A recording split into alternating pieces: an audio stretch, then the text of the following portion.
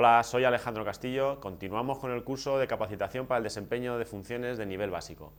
Recordaros que estamos en el módulo 2, en riesgos generales y su prevención, y vamos a pasar a la unidad didáctica 3. En esta ocasión, esta unidad didáctica trata de la carga del trabajo, la fatiga y la insatisfacción laboral. El objetivo fundamental de esta unidad didáctica es conocer los conceptos fundamentales relacionados precisamente, pues, como dice su título, con la carga de trabajo y las recomendaciones para reducir los efectos negativos sobre el trabajador. También es importante que vamos a conocer qué factores influyen en la aparición de la fatiga y la insatisfacción laboral. En este caso, lo que me corresponde a mí desarrollar es la carga de trabajo, la carga física y la carga mental. Iniciamos. En primer lugar, como introducción, decir que lógicamente la realización del trabajo supone un esfuerzo y este esfuerzo conlleva pues, una energía, una necesidad de una energía. Y esa energía que consumimos pues, nos produce una fatiga. El equilibrio entre este esfuerzo que es necesario para realizar el trabajo y la recuperación que tenemos que conseguir una vez acabada la jornada de trabajo, este equilibrio es el necesario para tratar de que no produzca ningún mal al trabajador. También es importante conocer qué factores psicosociales o la influencia negativa de la salud de los trabajadores sobre estos factores psicosociales, que producen normalmente lo denominado como insatisfacción laboral. Comenzamos a desarrollar los 3 puntos. La carga del trabajo. La carga del trabajo, primeramente decir simplemente como definición, que es el conjunto pues, de requerimientos tanto físicos como psíquicos o mentales a los que el trabajador se ve sometido durante su jornada de trabajo, lo que igual le producen pues, una fatiga, ¿de acuerdo? Ahí como vemos en la transparencia está distribuido en carga física, requerimientos físicos y la carga mental, actividad mental, ¿de acuerdo? Para desarrollar el tema de medidas preventivas relacionadas con la carga física, vamos a ver estos 4 puntos: los esfuerzos físicos, las posturas de trabajo, la manipulación de carga y los movimientos repetitivos. Vamos a ver una pequeña explicación sobre estos 4 puntos. En primer lugar, hablar de los esfuerzos físicos. Hay 2 tipos de esfuerzos físicos, como veis en la transparencia: un esfuerzo muscular estático y un esfuerzo muscular dinámico. Cada uno de estos 2 esfuerzos tiene unas consecuencias. Las más importantes es que el esfuerzo muscular estático nos aumenta la frecuencia cardíaca, mientras que el esfuerzo muscular dinámico aumenta el consumo de energía. En cuanto aumenta la frecuencia cardíaca o el consumo de energía es más elevado, aumenta la penosidad del trabajo. Lo recomendable en nuestro trabajo es intentar llegar a un equilibrio entre ambos esfuerzos y combinarlos de tal manera que no se produzca una gran penosidad en el trabajo. Pasamos a hablar un poco de las posturas de trabajo. Efectivamente, cuando la postura no es adecuada, se produce un mayor esfuerzo del trabajador, provocando un cansancio o incluso llegando a producir lesiones en el mismo trabajador. En cuanto a la postura de trabajo, vamos a ver 2 cosas, 2 posturas: el trabajo de pie y el trabajo sentado. Los 2 producen sobrecargas, mientras que el trabajo de pie, básicamente las sobrecargas las produce sobre las piernas, las espaldas y hombros. Luego veremos que el trabajo sentado también, además de las piernas, también produce en espalda, en cuello y cervicales.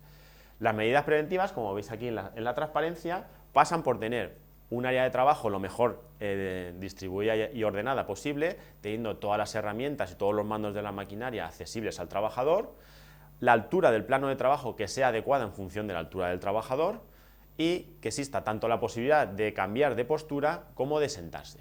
Esto en cuanto al trabajo de pie. En cuanto al trabajo sentado, previamente o a priori puede suponer o podemos pensar que se trata de una posición más cómoda y por lo tanto tiene menos problemática, pero también tiene una serie de problemas, produciendo sobrecarga en cervicales, en cuello, etc. También las medidas preventivas, como veis aquí en la transparencia, pues pasan por tener un buen plano de trabajo con respecto a la silla, alternar también las posturas de sentado y de pie, poder levantarse y desplazarse, hacer unos estiramientos, tener la silla ergonómica con 5 patas, con ruedas, posibilidad de ajustar el respaldo en altura y en profundidad, tener un apoyapiés, etcétera, etcétera. Muy bien. En cuanto pasamos al tema de manipulación de cargas, en esta ocasión el Real Decreto 487 es el que nos da todas las pautas para mejorar la salud del trabajador relacionada con la manipulación de cargas. En primer lugar, decir, tal y cual pone en la transparencia y vemos el primer punto, el principal factor o el principal objetivo es eliminar el riesgo, como hemos visto en capítulos anteriores. Para eliminar el riesgo de manipulación de cargas, tenemos que pasar por suprimir el trabajo de manipulación manual de cargas utilizando equipos mecánicos. Es decir, lo primero sería eliminar el riesgo, que es utilizar equipos mecánicos. Cuando esto no sea posible por las características del trabajo, tendremos que evaluar los riesgos a los que estamos expuestos, tendremos que intentar anteponer medidas técnicas u organizativas que disminuyan el esfuerzo que tiene que realizar el trabajador, por supuesto facilitar al trabajador información respecto a la manipulación manual de cargas, participar a los trabajadores en lo que es la elección de los puestos de trabajo y selección de los equipos de protección individual, por supuesto facilitar al trabajador, como veremos en capítulos más posteriores en el tema de vigilancia de la salud, a todos los trabajadores expuestos a este tipo de riesgos y por supuesto, y detallar que el Real Decreto 487 no establece el peso máximo al que el trabajador puede estar expuesto en su manipulación manual de cargas. Vemos en la siguiente transparencia que en el caso de la guía del Real Decreto 487 desarrollada por el Instituto Nacional de Seguridad y Higiene del Trabajo, ya se establece un peso máximo a manipular por parte del trabajador que son 25 kilos.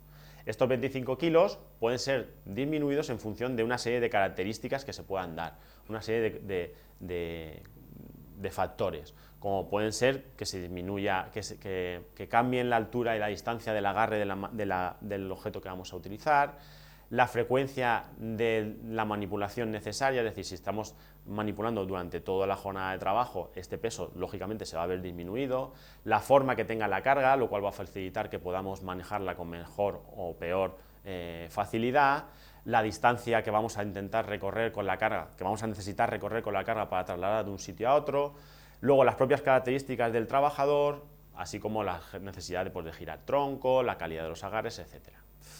Muy bien. En cuanto a la manipulación manual de cargas, ya casi todo el mundo hoy en día sabe cómo son los gestos o los pasos a seguir.